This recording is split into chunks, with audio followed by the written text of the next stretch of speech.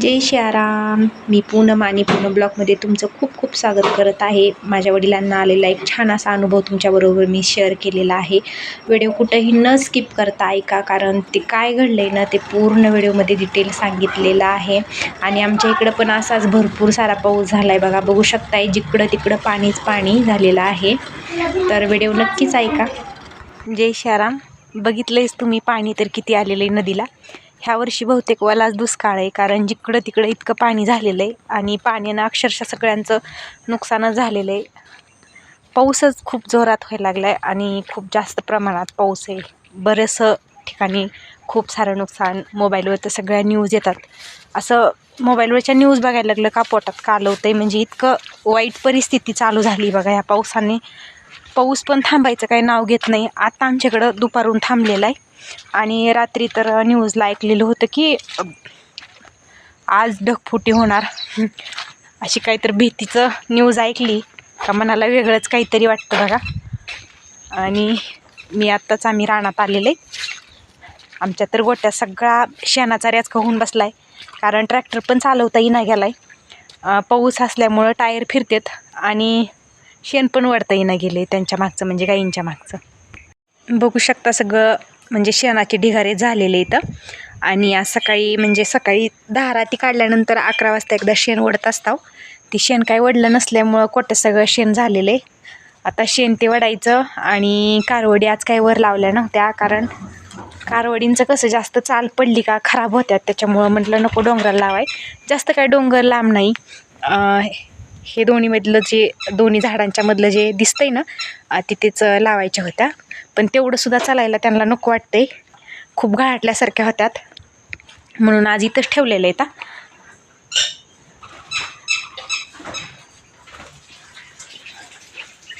आता ह्यांच्या खाल्लं स्वच्छ झाडून घ्यायचंय. पाऊस थांबलेला आहे पण गारवा खूप सुटला आहे. म्हणजे पावसातच असं जास्त गारवा असल्यासारखं आहे. रात्रीपासून म्हणजे की काल दुपारपासून चांगलाच गारवा सुटला आहे बघा. आणि बाकी 4-5 गाई आहेत ना तिकडं डोंगरालाच नेलेलं आहे, त्याच्यामुळं आपल्या गाई कमी वाटतात. गौतमी, ही आमची गौतमी आहे. मी एक आज तुम्हाला छान असा अनुभव सांगणार आहे. आता छान तितकाच आहे आणि वाईट तितकाच आहे. कारण वाईट तर म्हणता येणार नाही, कारण त्यातून चांगलंच निष्पन्न झालेलं आहे, त्याच्यामुळं वाईट काही म्हणता येणार नाही बघा. म्हणजे सोमवारचीच गोष्ट आहे. सोमवारच्या रात्रीनं म्हणजे माझ्या वडिलांना आलेला तो अनुभव आहे. मी, माझी आई, माझी बहीण आम्ही एक 10-15 वर्ष झालं आपल्या गुरुमौलींच्या संप्रदायात आहेत. तेव्हापासून आम्ही सेवा करतो आहे. आणि माझ्या आईचं पण छान असं सेवाभाव ते सगळं, म्हणजे त्यांच्यात पण सत्संग आहे, प्रतिमा नेणं आणणं तिचं पण चालू असतं. आणि सोमवारच्या रात्री काय झालं, माझे वडील धार काढायला गेलेले होते रानात आणि शेतावर. आता तुम्ही तर बघता इतका पाऊस, म्हणजे जिकडं तिकडं पाऊस आहे. आणि माझं माहेर ना धाराशिव जिल्ह्यात कळंब तालुक्यात खोनला म्हणून माझं माहेर आहे तिथं. आणि तिथं ना वांजरा नदीचं पात्र आहे, खूप मोठं वांजरा नदीचं पात्र आहे. आणि वांजरा नदीला इतकं पाणी आलेलं होतं ना, म्हणजे आता 6:30च्या टायमिंगला धार काढायला गेलं तर नदीच्या पात्राच्या बाहेर काय पाणी पडलेलं नव्हतं. आणि थोडासा पाऊस यायला लागला. मग माझा भाऊ पण होता आणि माझे वडील पण होते. पाऊस यायला लागला. माझा भाऊ म्हटला, चला दादा पाऊस यायला लागला आहे, आता पाणी जर पाऊस नाही थांबला तर पाणी येण्याची शक्यता आहे. मग असं एवढा काय पाऊस नव्हता. वडिलांना वाटलं कुठलं लगेच पाणी येते आणि पावसात भिजत कशाला जायचं, म्हणून म्हटलं थांब थोडं, उघडन पाऊस, म्हणून थोडं थांबण्यात आलं. आणि भाऊ म्हटला चला मी जातो, तुम्ही या पाठीमागून. आणि वडिलांनी काय केलं तर मोबाईल चार्जिंगला घरी लावून गेले होते. मग भावानं त्याचा मोबाईल वडिलांपाशी ठेवला. काय जरी इमर्जन्सी आली तर फोन करा ह्यासाठी ठेवला. आणि काय झालं म्हणजे त्यांच्या गोट्याला आडवा ओढा आहे पाण्याचा, आणि त्या ओढ्याला इतकं पाणी आलं की त्यांना पुढं जाता येईना गेलं. मग ट्रॅक्टर होतं तरी पण संध्याकाळी तिथेच थांबले आणि त्यांचा कॉन्टॅक्टही चालू होता सगळ्यांबरोबर. आणि आमच्या इकडलं नेटवर्क प्रॉब्लेम असल्यामुळे माझा काही फोन तिथे लागत नव्हता.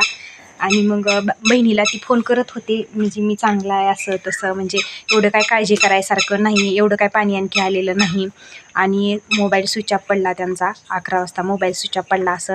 परत सगळे कॉन्टॅक्ट बंद झाले, कुठं टॉर्च नाही काही नाही. आणि इतकं पाणी आलं ना, खालून 12 एकर जमीन, म्हणजे की नदीच्या आणि गोट्याच्या मध्ये 12 एकर जमीन, वरून 12 एकर जमीन. म्हणजे इतकं पाणी, प्रचंड तेवढं पाणी आलेलं. रात्रीच्या 2ला आलेलं. सगळं बॅटरी नाही, काही नाही, सगळा अंधार काळोख. आणि आता अशा सिच्युएशनमध्ये काय करणार. आणि आईने रविवारची प्रतिमा आणलेली होती सत्संगाची घरी. आता अशा सिच्युएशनमध्ये काय करणार असं कन्फ्यूज झालं वडिलांना. आता गोटा 10 फूट गोटा आहे. वरचे जे आडवे चॅनल असतात ना, त्या आडव्या चॅनलला गाईंचे तोंडही करून बांधले. कारण गाईंचा इतका कालवा उठला, त्यांच्या नाकातोंडात पाणी चाललं. आणि त्यांचा इतका कालवा उठला. वासरं 2-3, 4-5 कारवडी होत्या त्यांच्या पण. आणि 2 गाई मोठ्या मोठ्या. एक तर नवीनच गाय आणलेली होती, त्याच दिवशी गोट्यावर आणून बांधलेली होती. आणि मग त्यांनी काय केलं, वर तोंड त्यांची केले आणि इसनीला असं वरच बांधून टांगून ठेवल्या त्या वरच्या चॅनलला. आणि मग तरी पण पाणी काही कमी व्हायचं नाव घेणं गेलं बघा. कानात पण पाणी चाललं, डोळ्यात, तोंडात, नाकात पाणी चालायला लागलं गाईंत. म्हणजे असं आता काय करणार असं सिच्युएशन झाली वडिलांना. अक्षरशः ती मुक्या जनावरांचं ती ओरडणं हांबरटणं ऐकून वडिलांना इतकं वाईट वाटायला लागलं. आता आपण काय करणार. पण ज्यावेळेस माणसाचं सगळं संपतं ना, त्यावेळेस माणसाला आठवतो आपला जो आपण ज्या देवाची आपली घरची म्हणा भक्ती करत असताना तोच देव खरं तर पटकरनं आठवतो.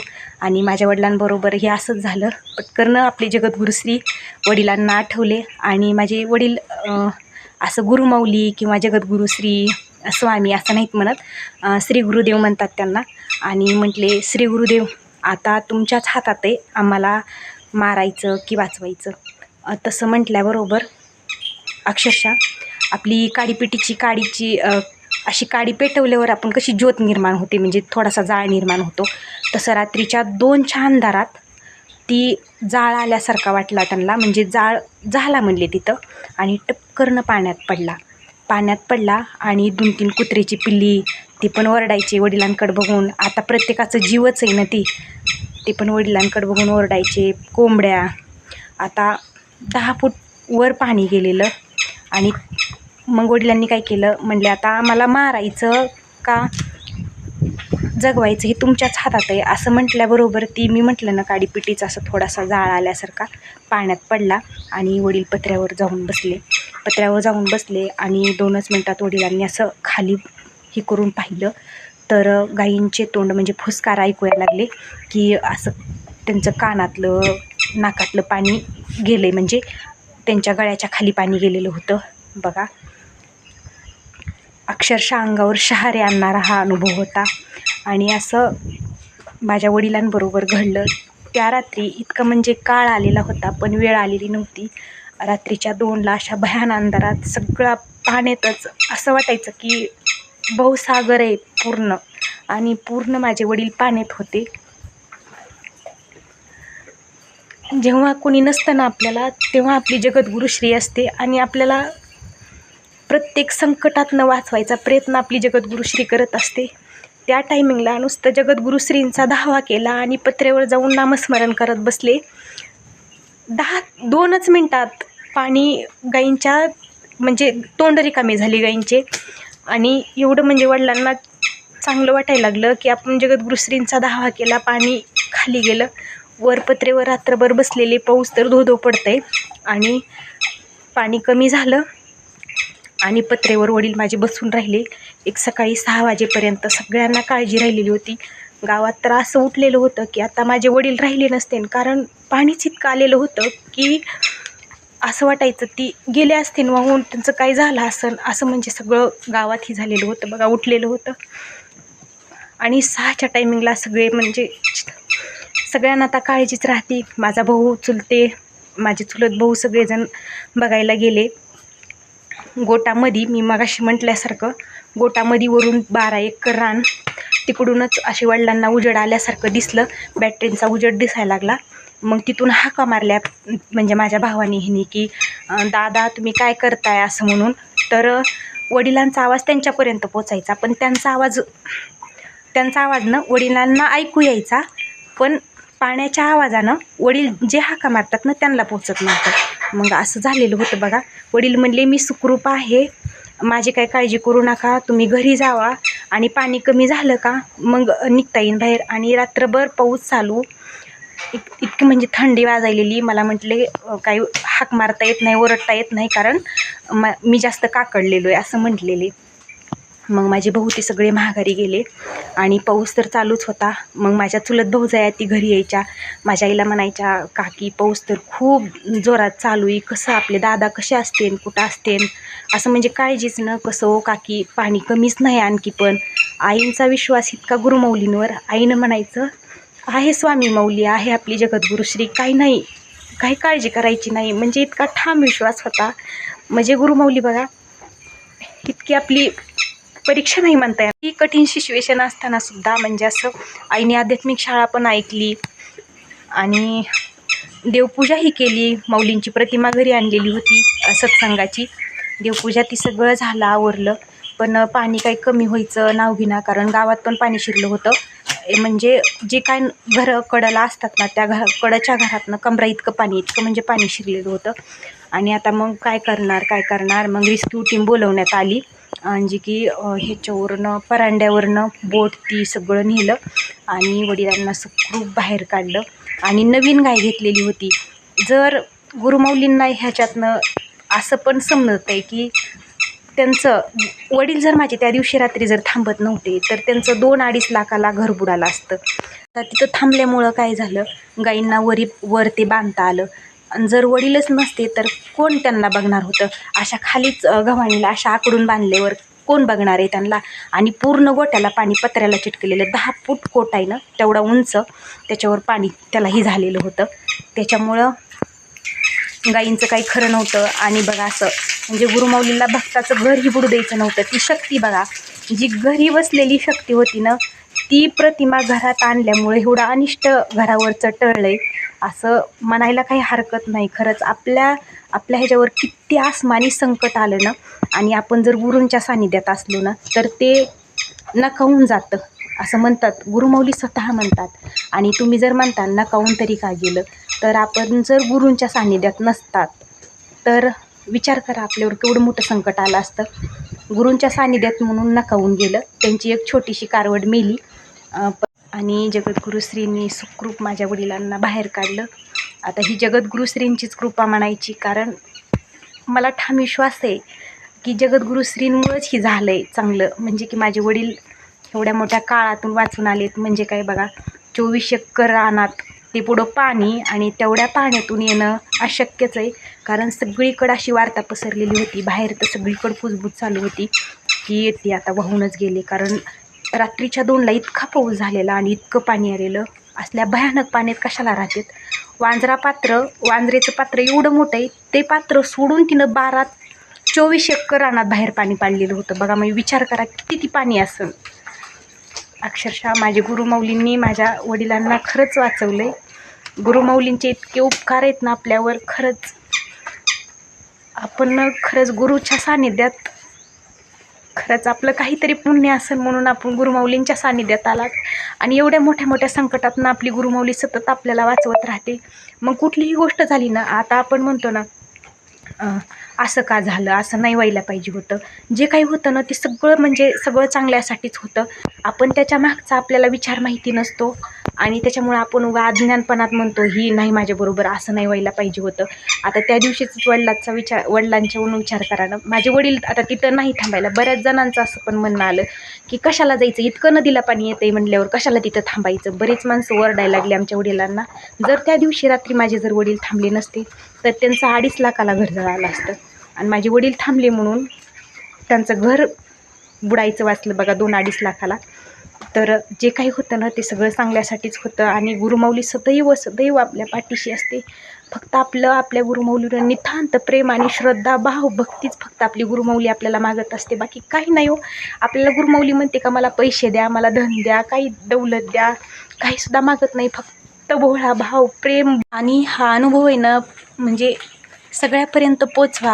आपली गुरुमाऊली कशी ना प्रत्येकाला समजलं पाहिजे. म्हणजे किती मोठ्या मोठ्या संकटातनं आपली गुरुमाऊली वाचवती, किती मोठ्या संकटातनं आपल्याला सतत ही करत राहती. म्हणून हा अनुभव सगळ्यांबरोबर शेअर करा. आपली गुरुमाऊली सदैव आपल्या पाठीशी कशी खंबीरपणे उभा असती ना, ही या अनुभवातून प्रकर्षानं जाणवते.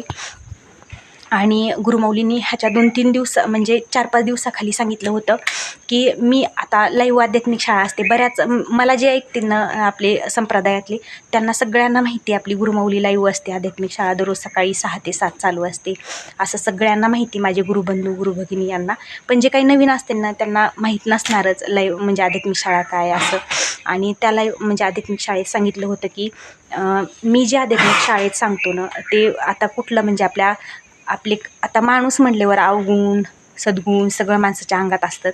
मग गुरुमौली म्हटले होते की आता कोणाच्या अंगात काही अवगुण असला तर मी बोलल्याबरोबर त्या माणसाला जाणवतं, हां गुरुमौली मलाच बोलली, आपलंच काहीतरी चुकतंय, बरोबर ती म्हणली कॅच करती. आणि तसंच झालं. माझे वडील 2 दिवस झालं म्हणजे सोमवारी मंगळवारी सकाळी घरी परतले आणि गुरुवारी सकाळी गुरुमौलींनी असं सांगितलं आध्यात्मिक शाळेत की गुरुपुढे काळ ही चळचळा कापते. म्हणजे आध्यात्मिक शाळेत सांगितलं गुरुपुढे काळ ही चळचळा कापते. त्या जर भक्तावर म्हणजे गुरुमौलींच्या भक्तावर जर संकट आलेलं असलं तर काळाची बिशाद नाही पुढे यायला. कारण गुरूंची शक्तीच एवढी असते, गुरुची ताकदच एवढी असते. गुरूंपुढं काळ चळचळा कापते असं गुरुमौलींनी सांगितल्याबरोबर आध्यात्मिक शाळा ऐकताना डोळ्यात टपकरनं पाणी आलं आणि पटकरनं जाणीव झाली की ही वाक्य गुरुमौलींनी माझ्या वडिलांसाठी माझ्या आईंसाठी सांगितलेलं आहे. म्हणजे आमच्यासाठी ऐकण्यासाठी किती कृपा गुरुमौलींचीच होती की गुरुमौलींनी त्या दिवशी त्या पुराच्या पाण्यातनं माझ्या वडिलांना वाचवलं. आणि माझे वडील, आणि खरं सांगू ना तुम्हाला, माझे वडील आहेत ना म्हणजे गुरुमौलींना कधी मानतच नव्हते. म्हणजे माझ्या आईला कुठलं बंधनही नव्हतं, भक्ती करते कर, कुठं जायचं आहे जा.